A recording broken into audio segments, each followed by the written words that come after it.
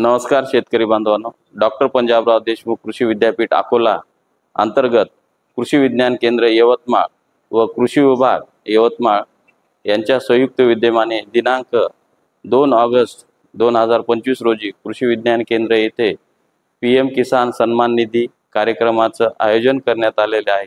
तरी मी यवतमाळ जिल्ह्यातील शेतकरी बांधवांना विनंती करतो की या कार्यक्रमास आपण उपस्थित राहून माननीय पंतप्रधान यांनी संबोधन केलेले मार्गदर्शनाचा लाभ घ्यावा व उपयुक्त तंत्रज्ञान स्वीकारण्यासाठी कृषी विज्ञान केंद्र यवतमाळ येथे मोठ्या संख्येने दिनांक 2 ऑगस्ट रोजी उपस्थित राहावं व या PM सन्मान निधी कार्यक्रमाचा लाभ घ्यावा असं मी विनंती करतो।